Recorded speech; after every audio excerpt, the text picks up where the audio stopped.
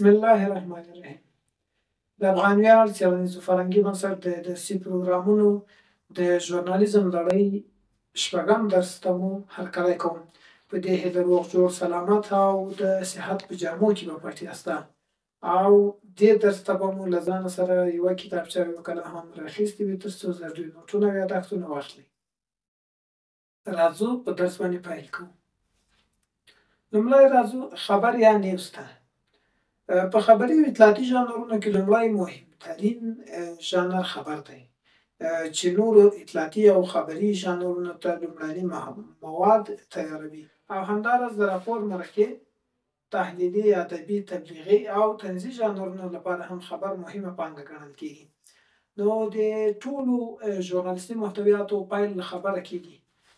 خبر بیا وروسته نورو ژورنالیستي ژانرونو کې جوړېدونکو لیکنو او محتویاتو خپرېدو ته لاره هواروي.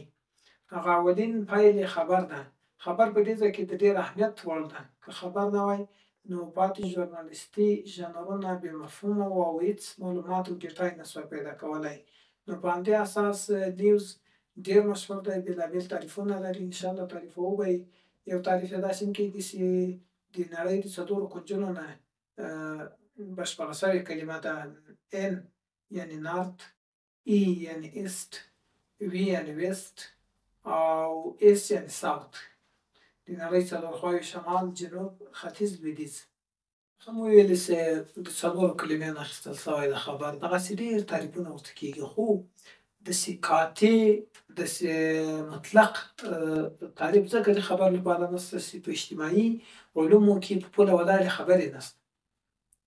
اجتماعي علوم، ټولنپوهنه، تاریخ او جغرافیه، ادبیات، دا ټولو کې خبر څوک داسې نشي ویلی چې 2 + 2 مساوي کېږي 4. یا مثلا H2O د اوبو فارمول. دا فارمول دلته هم د اوبو فارمول ده، په مریخ کې هم ده، په امریکا کې هم ده، کال وروسته هم ده، 10 کاله وروسته هم ده. دا د طبیعي علومو په پوله ولاړې خبرې دي، مطلقې دي او قاطع دي. خو په اجتماعي علومو کې موږ دغسې قاطع خبره نشو کولی. نظریات دي، یو عالم یو څه یایي بل بل څه یایي. یو ټولنپوهنه یو څه بولي بل یې بل څه بولي. یو ارواپوهنه یو څه بولي بل یې بل څه بولي. یو ژورنالیزم یو څه بولي بل یې بل څه بولي. یو خبر ته یو تعریف جوړوي، بل کس بیا خبر ته بل ډول تعریف لري.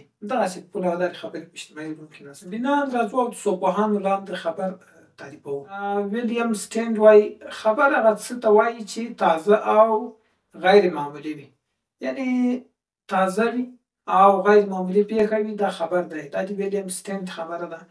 جانسن په خپل کتاب What is News کې لیکي خبر د هغه رښتینې پېښې بیان دی چې د خبر لیکلو یو لوړپوړي کس، خبریال، ایډیټر یا مدیر ډاډ پرې راشي. یعنې جانسن بیا یایي چې که یو معتبره مطبوعاتي اداره، د مطبوعاتي ادارې کارمند، مثلا ریپورټر او همالته ناست پرزنټر په سټوډیو کې نطاق او یا ایډیټر یو خبر جوړوي، دا په واقعیت سره رښتینی خبر ده. دا خبري ارزښتونه لري، دا نورې ځانګړتیاوې لري او د باور وړ ده. ورپسې هر هغه پېښه خبر دی چې لاندې 3 ځانګړتیاوې ولري. الف: خلکو ته په زړه پورې وي. یعنې کلیشه‌ایي موضوع نه وي، نه وي، بیخي جالبه وي. رښتیا وي. مهم ټکی رښتیاوالی ده. په اکثریت مواردو کې د خبر تیزي ته منظمې رسنۍ پام کوي، خو رښتیاوالي او دقت ته هېڅ پاملرنه نه کوي چې بیا وروسته هم د رسنۍ اعتبار ته زیان رسېږي، هم د خبریال، ریپورټر او هم نورې ستونزې زېږوي. د یو چا حیثیت ته سپکاوی رسېږي او ډېر نور. جیم په اړه یې خلک پوهېدل غواړي، یا یې ژورنالیستان خلکو ته ویل داسې یو څه وي چې خلک باید ورباندې خبر شي. دا خبر ده. ژورنالیست خپله پوهېږي چې آیا ټولنه دې خبر ته ضرورت لري، که چېرته درلود دا خبر ده. او ژورنالیستان باید دغسې یو حس ولري چې دغه خبر به ټولنې ته څه ورکړي. که چېرې د دې وړ وي چې یو څه ټولنې ته ورکول یا خلکو ضرورت ورته لاره باید خپور شي او خپل ځای کې خبري ارزښت لري. د کالیر ویکلي په نوم یوې امریکایي اونیزې خپرونې د یوې ټولپوښتنې په پایله کې د خبر په اړه بېلابېلو کسانو نظرونه راټول کړي او خپاره کړي دي چې موږ یې یو څو په دې ډول راوړو. که خلک د څه لوستل غواړي هغه خبر دی، مګر چې د چا سپکاوی او قانوني سرغړونه نه وي پکې شوې. دویم: هر هغه څه چې خلک پرې د پوهېدو هڅه کوي خبر دی. دریم: د څه شي په هکله چې خلک خبرې کوي هغه خبر دی. څلورم: د لارنارټ له قوله د خبر تعریف: که یو سپی انسان وداړي خبر نه دی. سپی راځي په یو کوڅه کې، په یو سړک کې، په یو محیط کې، په یو ساحه کې انسان داړي، دا هېڅ خبر نه دی، معمول دی. اما خو که یو انسان راپورته شي او سپی ودرېد دا خبر دی، یعنې غیر معمولي پېښه ده، انسان راځي سپی داړي، دا په خپل ذات کې د خبر ارزښت لري چې خبر ورباندې جوړ شي. دا یو کوچنی مثال ده، شاید دا واقعیت هم ونه لري چې انسان راځي په سپي خودږي، اما دومره پوهه موږ درکړه چې غیر معمولي پېښې ته خبر ویل کېږي، غیر عادي پېښې ته، خبري ارزښت لرونکې پېښې ته. بل دی خبر د یوې نوې پېښې او موضوع رښتینی، واقعي، حقیقي، ناپېیلی بیان دی چې یو خبریال یې د خپل خبري حس له مخې د خبري ارزښتونو په شتون کې مخاطبانو ته رسول اړین بولي. یعنې دلته څرګنده شوه چې پېښه باید نوې، رښتینې، حقیقي، بېطرفه وي، نافیه وي، او خبریال یې د خبري حس له مخې د ټولو خبري ارزښتونو په شتون کې مخاطبانو ته مهمه وبولي. تر مخه مو دې مسله باندې یادونه شوې ده.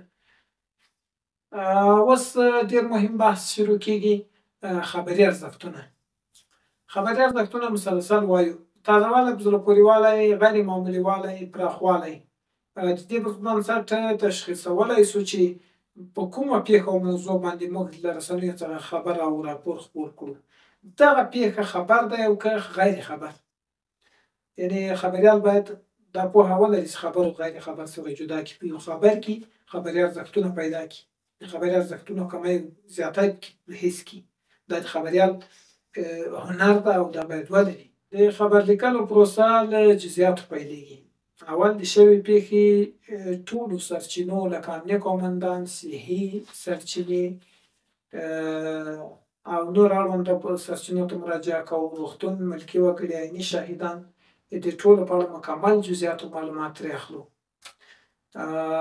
دغه جزئیات چې موږ د پېښې په اړه له ځانه سره راوړي د خبر یا راپور په قالبونو کې په منظم ډول، کله چې ډېټا پروسس شوه، ډېټا ترلاسه شوه، د سرچینو نه د یو خبر په اړوند باندې معلومات ترلاسه شو، دا بیا په بېلابېلو قالبونو کې خلکو ته وړاندې کېږي، د خبر، راپور، مرکې او نورو په ډول باندې.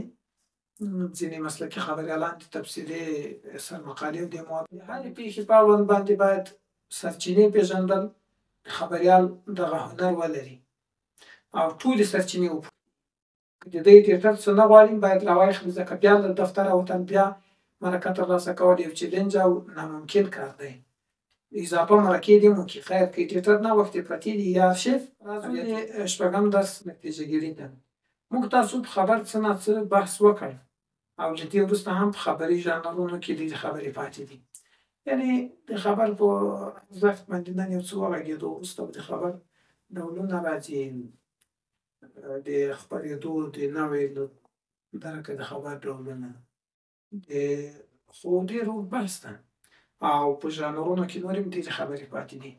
د افغان ویاړ څېړنیزو فرهنګي بنسټ د درسي پروګرامونو لړۍ د شپږم درس د مینوالو درس په همدې ځای پای ته رسېږي. تر بیا مو څښتن تعالی ته سپارو. ښې چارې.